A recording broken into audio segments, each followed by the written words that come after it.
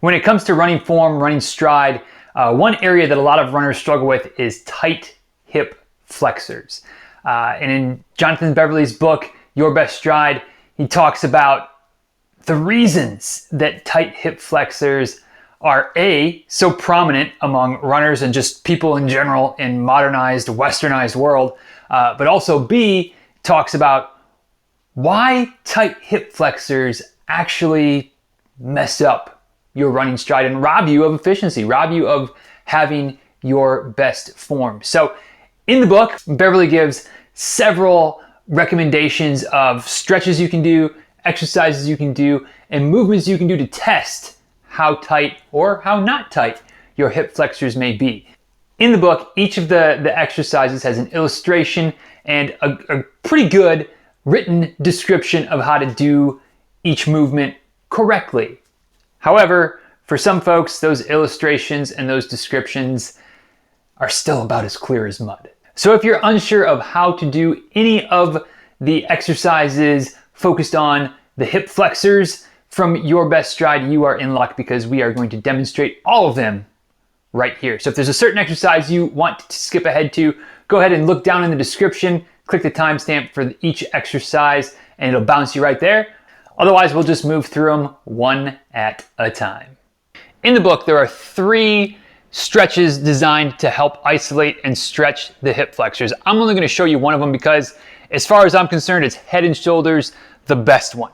It's the easiest, not that it's super easy, but it's the easiest to do correctly, and it's going to probably give you the most bang for your buck in terms of really isolating the hip flexor to stretch it. So the hip flexor, in case you're not aware, is kind of this area where like the hip and the abs kind of meet. There's some muscles that cross that joint, and like the book talks about, it's real easy in modern life for the hip flexor to get tight, which can have detrimental impacts on your stride. So to stretch it, the one that I like best is the kneeling hip flexor stretch. In order to get the most out of stretching your hip flexor in the kneeling hip flexor stretch, the biggest thing is having your form correct. And it's really simple. Everything's 90-90. So you want to have the stabilizing leg, the leg that you're not stretching, is bent 90 degrees at the hip, and then also 90 degrees at the knee with your foot on the ground for stability and support.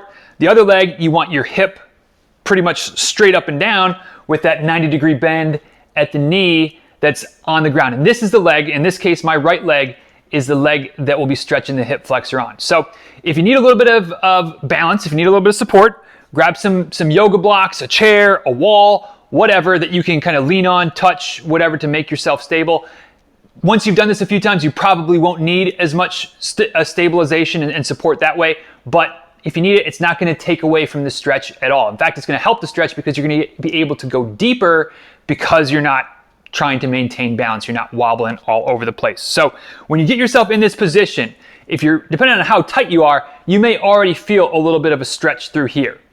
If not, the things that you want to really keep in mind to make sure that you've got your form doing the right things to really isolate your hip flexor and give you a good hip flexor stretch are to make sure that your chest and shoulders are up and back. You know, you don't want to get all slouched forward here because that's just shortening the hip flexor because you're kind of leaning forward at the waist, which is going to take any stretch away from that muscle that we're trying to stretch right now. And then once that happens, again, you may feel the stretch right there, in which case you're good. Just stay in that position, hold it, and let that muscle start to slowly lengthen over, the course of doing this repeatedly, regularly, days, weeks. You'll start to stop feeling that stretch there. When you stop feeling the stretch when you're just in this position, then what you're going to want to do is kind of rotate your pelvis back a little bit. So you get into this position and kind of tuck your tail underneath, tuck your glutes back, roll the front of your pelvis forward, and you're going to feel a real nice stretch to this hip flexor area, this hip flexor crease on your leg that's down. And if you need to increase the stretch even more, keeping your pelvis straight, just kind of lean back a little bit. And I'm feeling it really good right now because I am not the most flexible person in the world. As you'll see as I demonstrate some of these exercises, I'm more at the basic level, the tight level, which maybe that's where you are now as well. Maybe not. Maybe you're a little bit more flexible than I am, in which case, just kind of leaning back is a great way to put even more focus on that hip flexor. But just get in this position, hold it. If you can hold it for a couple of minutes, that's going to be great, and do that multiple times during the week. Obviously, you're going to want to switch legs and get your in my case, get my left leg down, my right leg up, and work on that left hip flexor stretch as well. But that is, for my money, and kind of described in the book as well, the best way to stretch your hip flexors with the kneeling hip flexor stretch. For the lizard lunge, you come into an extended low lunge position, and that's when the fun begins, and maybe the pain begins as well, as you start to get into that stretching position, stretching out the hip flexor. So you come into that low lunge position, one leg forward, foot flat on the ground, the other leg extended out behind you with the toes curled underneath. And for some, kind of like for me, this is almost enough right here to get that stretch through the hip flexor area. If this is really intense, again, you can have some yoga blocks with you, and you can put those on the ground up by your feet, put your hands on them, and kind of, the higher up you are, the less intense the stretch is going to be. As you're more flexible, you may be able to come to where you just have just your hands on the ground, or this is kind of the borderline limit for me, I can take my blocks and then lower down onto my forearms on the blocks and just kind of sit here and really feel that stretching of the hip flexor of the leg that is extended straight. And again, if this is too much, then you can lower the knee down, extend the foot back out, and that can kind of take some pressure off it while still getting a bit of a stretch too. So there's different ways to adjust this stretch based on your level of flexibility. You want to find the right level where you get a nice little bit of stretch, where you're feeling it pull, but certainly not to where it's painful. So after you've held that lizard lunge position for a minute or so on one side, obviously go ahead and switch and make sure you're stretching out the other hip flexor as well. And don't be surprised if you find that one side is a bit tighter than the other. Just go ahead and adjust your position as needed so that you're getting a good stretch on both sides, and eventually that tighter side will loosen up and it'll become a little bit more even from one side to the other. The couch stretch, as demonstrated in the book, is kind of a variation or a progression from the kneeling hip flexor stretch. When you bring that back foot up off the ground a little bit, you get a lot more stretch to the quad while also still getting a good stretch on the hip flexors. However, the one thing that is kind of missing from the book is that I found, for myself at least, that trying to get my foot up to the height of the couch doesn't always work. Maybe I'm not quite flexible enough, maybe shorter legs, I don't know. But so all I'm trying to point out here is the ability to get creative. So for me, just using a laundry basket, turn it upside down, is the perfect height for me to get my foot up off the ground a little bit, enhance the stretch, and then everything else stays basically the same as the kneeling hip flexor stretch. So, keep your front leg, your support leg at 90-90 from the hip and 90-90 from the knee, just for stability. Keep your upper body upright, and then to really fire up the stretch, all you do is the same thing as we did before, is just really rolling your pelvis back, tucking your tail underneath, and that's just going to lengthen all this area through the front of your quad and your hip flexor. And right off the bat, I am feeling a good stretch right through there. So that is how you do the couch stretch, or the laundry basket stretch, whatever you want to call it. The last thing mentioned in Your Best Stride when it comes to helping to increase the range of motion, the flexibility of your hip flexors, is looking at self-massage. So either the trusty and everybody's favorite foam roller, or using a massage ball.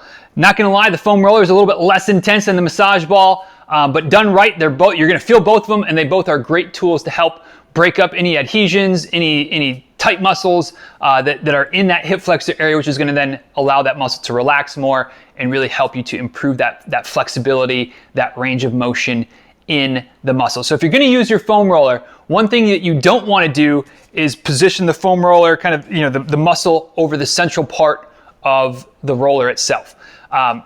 That's not going to get in deep enough really with the surface of the foam roller. So what you're going to want to do is position your body so that the foam roller edge is kind of right on that hip flexor crease. And so then you just lay down with the foam roller and position it so that your hip flexor is right on that edge. And then it's a real small movement. It's really just a gentle roll back and forth, kind of almost in a plank position, but obviously you got the foam roller helping to support your hips. So it's not the ab workout that a regular plank would be. And you're just rolling back and forth. Just a couple of inches is all it takes to really kind of help dig that edge of that foam roller into your hip flexor and help to loosen up that tissue. Now, if your hip flexor is not too beat up, not too tight, you may not feel too much with that, and you may want to get a little bit deeper. That's where having a massage ball, lacrosse ball, tennis ball, anything like that can help to get in just a little bit more, cause a little more discomfort at the moment, but do a better job of breaking up that tissue. The process is exactly the same. You kind of get back down into that plank position, position the ball right underneath your hip flexor, right in that crease of your pelvis, and then just kind of roll back and forth and find that spot, find where the little tight spots are in that hip flexor muscle. You may have to crawl forward a little bit, crawl back a little bit. You can also massage a little bit side to side if you find a good spot, and just really focusing that attention on breaking up the adhesions in your muscle and helping to loosen up your hip flexor, which is a great kind of combination little 1-2 punch to help increase the range of motion with the stretches that you're also doing to help relieve your tight hip flexors. And that's it for the exercises and stretches for the hip flexor as outlined in the book, Your Best Stride by Jonathan Beverly. If there's anything else that I can do to further help you understand how to do these exercises or why they're so important, please let me know. Shoot me an email, find me on social media, whatever works best for you. All my contact info is down in the description below, and I'll be happy to help you out as you continue to work on improving your stride and becoming a better runner. Take care.